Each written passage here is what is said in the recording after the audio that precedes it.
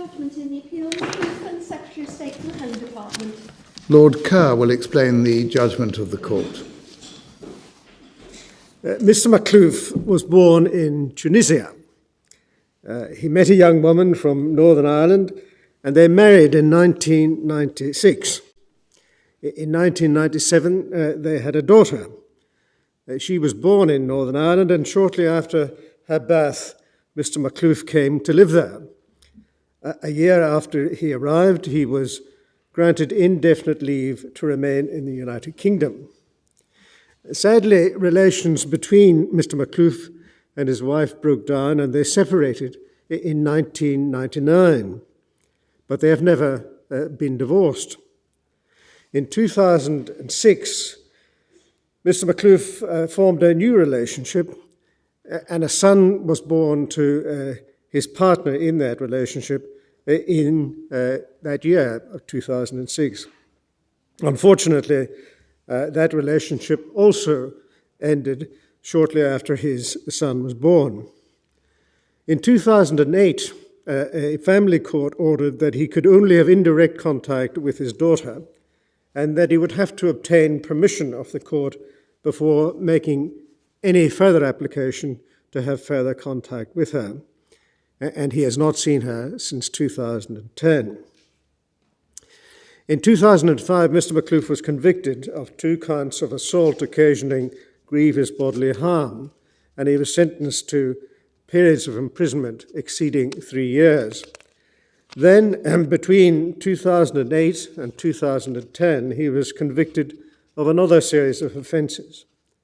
Unfortunately, yet again in 2011, he was convicted of yet another series of crimes for which he was again sentenced to terms of imprisonment. In 2012, the Home Secretary sought to deport Mr. Makhlouf because he was a foreign criminal and on account of his convictions. A deportation order was made. He appealed. He said that if he was deported, this would involve a breach of his rights and those of his children under Article 8 of the European Convention on Human Rights and Fundamental Freedoms. He claimed that the Home Secretary had not taken sufficient account of the best interests of his children. All appeals to various courts were dismissed, and he appealed finally to this court. We have decided unanimously to dismiss his appeal. We accepted, indeed we positively concluded, that where deportation of a foreign criminal was being considered, it was necessary to give special thought to the best interests of his children. They must rank as a primary consideration in the decision-making process. But all the evidence in this case led unmistakably to the conclusion that Mr. Makhlouf did not enjoy any relationship with either of his children and that they led lives which were wholly untouched by the circumstance that he was their father. Children must be recognized as rights holders on their own account. They are not adjuncts to their parents' rights.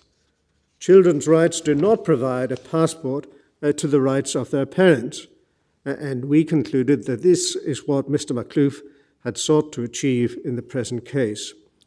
He had argued that the Home Secretary should not have accepted the decisions of the family courts as determining whether he enjoyed a sufficient relationship with his children in order to find a right under Article 8.